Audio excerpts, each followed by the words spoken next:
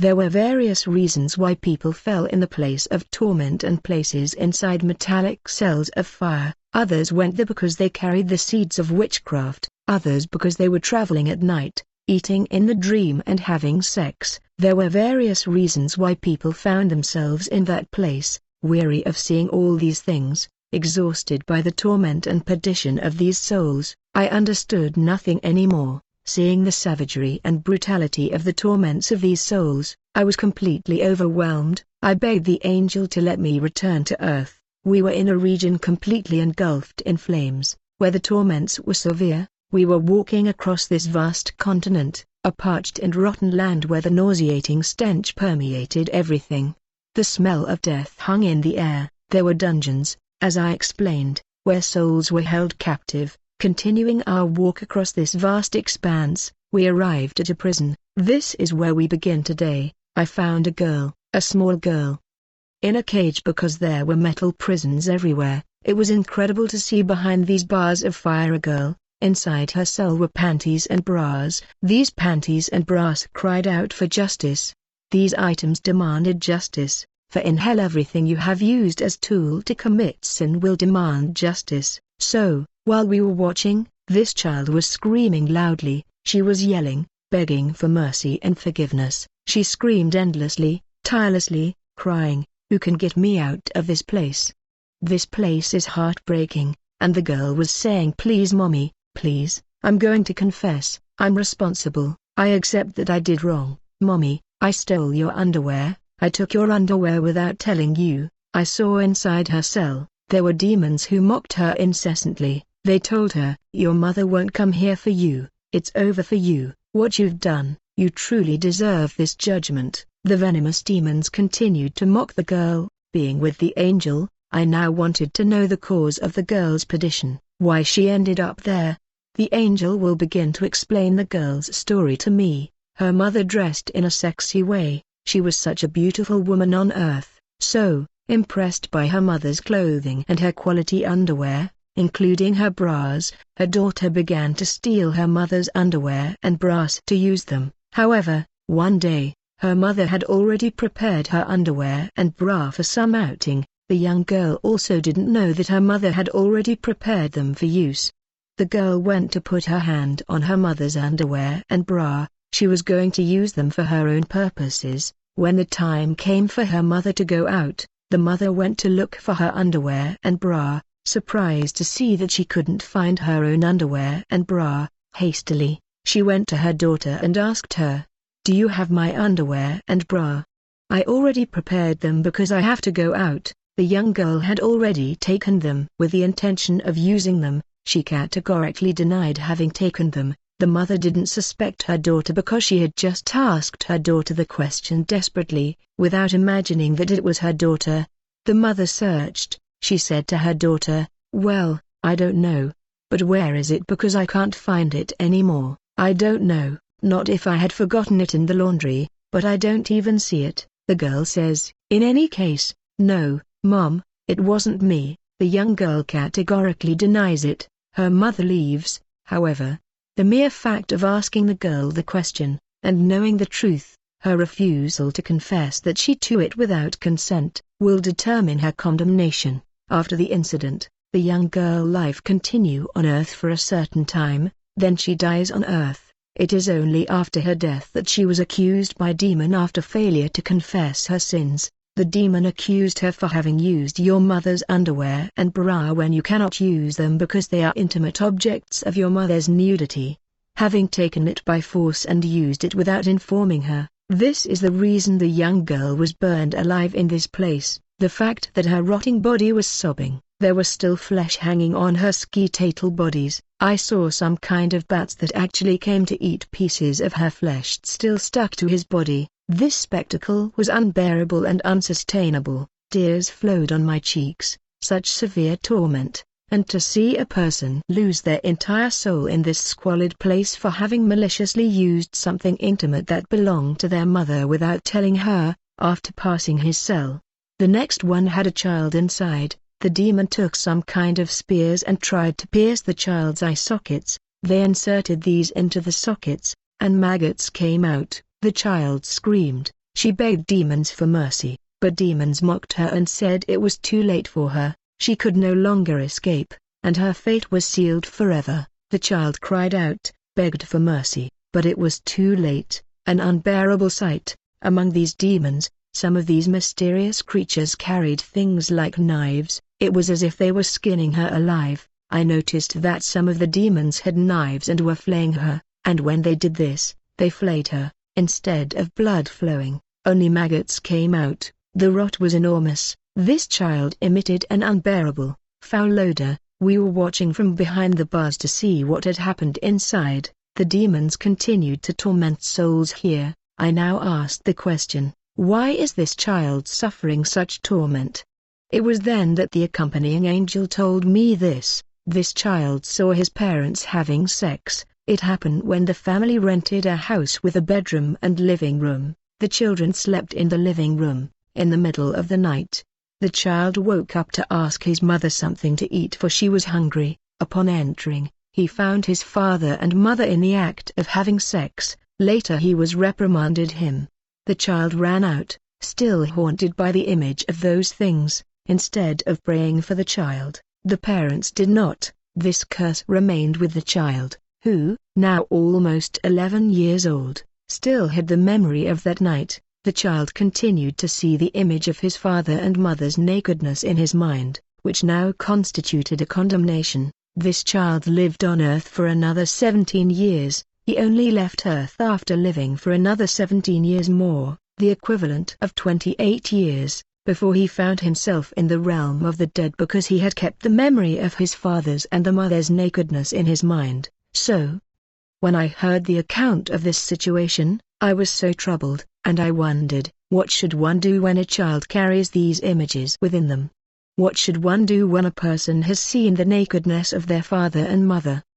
The angel clearly told me, here is the path to follow. First, find their father or mother, or if one is no longer alive and the other is still alive, relate the fact of having seen their nakedness. Seek the prayers of their parents, only they have the authority to free the child from the burden of this evil. Once the child has atoned for this act, it is best to submit to the Lord and seek His mercy, and regardless of the time, regardless of the parent's condition, the child must approach them and confess the act. Then, prostrate themselves before the Lord and ask for His forgiveness. In the event that both parents are no longer alive, the child must turn to God's servant and seek their forgiveness. After that cell we have passed, in the next one, we found another man inside. Demons were torturing him, and these macabre creatures were severely torturing him, and I wondered what was the cause of his perdition. I was asking what he had done. I saw this man engaging in intimacy with a creature. The creature had the face of a woman, and the man was refusing because the lower limb of this creature resembled that of an animal, and when I observed the animal, it really did resemble an antelope. The man was now forced to couple with hybrid creature who was laughing. Demons mocked the man saying continue again, go on. When he tried to stop because he was utterly exhausted from this great torment, that it was unbearable, he said, I can't take it anymore. But when he tried to stop, the demons savagely beat him with flaming chains. The pain was extreme. This torture defied all human understanding. I began to ask what this man had done. The angel began to explain the reason for his permission. He told me that this man was having sexual relations in his dream with his own mother. I asked how it began. The angel told me the story. He said that his mother was known to be a very beautiful woman. One day, his mother was washing herself after finishing her bath. She was getting dressed and applying body lotion. The child rushed to open the door and saw his mother getting dressed and applying oil to her body. The image remained in the man's mind. He became highly sexually aroused. The man then went to his room. The young boy got some soap, and began to masturbate with the image of his mother fixed in his mind. He continued to do this. Secondly, he persisted in this behavior, even taking pictures of his mother with his phone. His mother often wore miniskirts. The young man continued this behavior, starting to watch his mother and creating situations to find her. For example, his mother might be getting dressed in the bedroom. He will simply create the opportunity to enter by mistake. The young boy began to feed his thoughts with the nakedness of his own mother. This story will repeat itself several times. What will happen? His father's mother, the witch, saw what was happening in this house. The grandmother, being a witch, decided to exploit her grandson's desires. She began to molest the grandson in his dream by wearing the face of the mother. The young man began to see the image of his mother in every dream where they were having sex. He did not know that it was the grandmother taking the face of his mother. Sexual dreams began to multiply. The young man slept at night, seeing only the image of his own mother molesting him, and this severed his connection with her. The young man, for his part, considered this a very good opportunity to satisfy his sexual desires. He saw the mother he had always longed for, and he appreciated it. Beginning to see her in his dreams, the young man felt this was good for him, unaware that the image of his mother in the dream was actually his witch grandmother, who bore his mother's face. This young man induced certain sleeps to continue feeding his heart with this image of his own mother. Unfortunately, it was his grandmother. The double sin was committed: first, seeing his mother's physical nakedness, and begin to entertain sexual thoughts, masturbating in the image of his mother, and secondly, his grandmother, converting to a spiritual wife, comes in his dreams and begins to couple with her grandson, a spiritual wife, and that is why this young man carried the sin of the family upon him.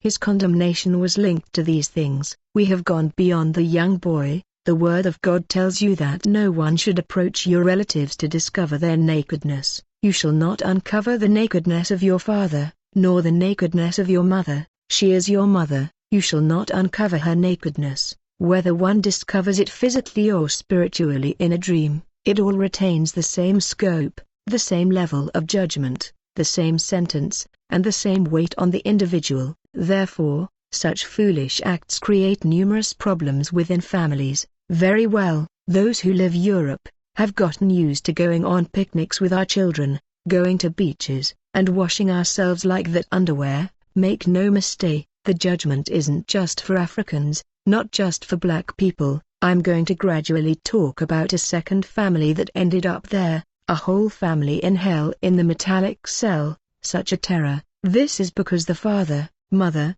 and children used to go on family picnics to the beaches undressing and washing in underwear and swimsuit, and that's how they ended up in a compromising position. Everyone could see each other's private parts, even if they were hiding sexual organ, but the children could see their mother's or father's backside, and that's how the whole family ended up in that place. That's where I'll also ask the angel who will explain it to me. When parents are the cause of their children's sin and, through ignorance, they plunge the entire family into evil, they will no longer feel like to repent amongst themselves, pray, or ask forgiveness from the family.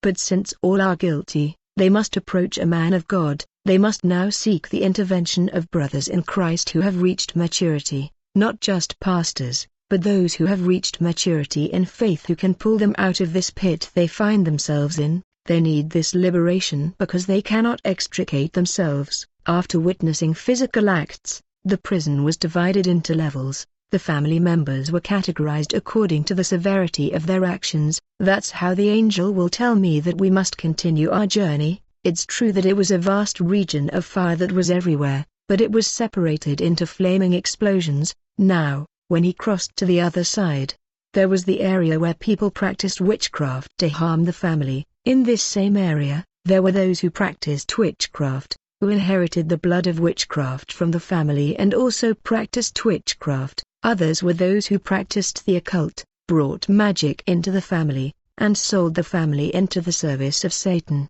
When we arrived on the other side, after crossing or passing through the erosion, the angel led me straight to a cell. Inside was a man with the skin and face of a bat. He cried out incessantly in his torment. Several voices rose up in the void, demanding justice. The angel drew my attention to listen to the voice. These voices were saying we did not perfectly fulfill our mission on earth. He deprived us of our mission by interrupting our life. Other voices said, I didn't even live my destiny on earth because of his witchcraft. Others cried, I lived in poverty because of him, for he blocked my life. Others said, I knew suffering because of him. Justice, justice, Justice and the evil man in the cell cried out incessantly, "Just give me time, let me return to earth, I will restore the lives I have blocked." The demons mocked him bitterly, but this man said, "Everything I did for you, Satan, this is how you paid me, this is not the reward you promised me. Look now at what I am living here. Why did you lie to me? Why did you lie to me? It's in the contract that you are to reward me." In his cell, there were smoky splashes. This man was begging for mercy while the voices of his victim never ceased demanding justice, denouncing the deprivation of their earthly possessions. The more he claimed to have been a faithful servant of Satan, the more demons entered the flame to torture him, saying, "Be quiet. It is your greed that brought you here." This man insisted he had rendered a noble service to Satan. I sought to understand why he was there. The angel explained, saying, "You see this man? He practiced witchcraft." "Where did his witchcraft come from?" I asked the question again.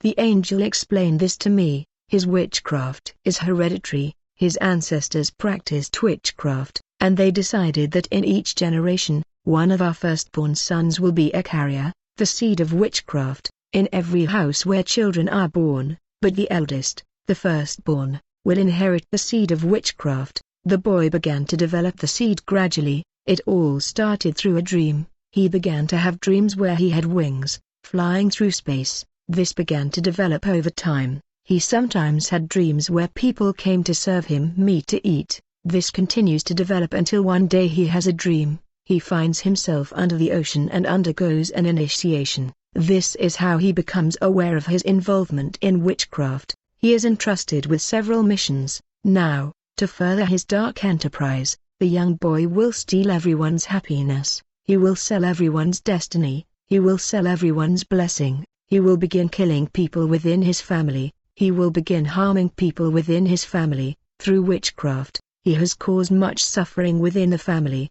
He deprived some of their health, others of their prosperity, and still others of their lives, waging a fierce war against anyone who claimed to embrace the Christian faith. He caused suffering to many within his family, after being a faithful servant of Satan, who promised him that after death he would come to that kingdom, to continue to practice the same things. Unfortunately, this man will be surprised to find himself in hell and realize that he deserved absolutely nothing from Satan the deceiver.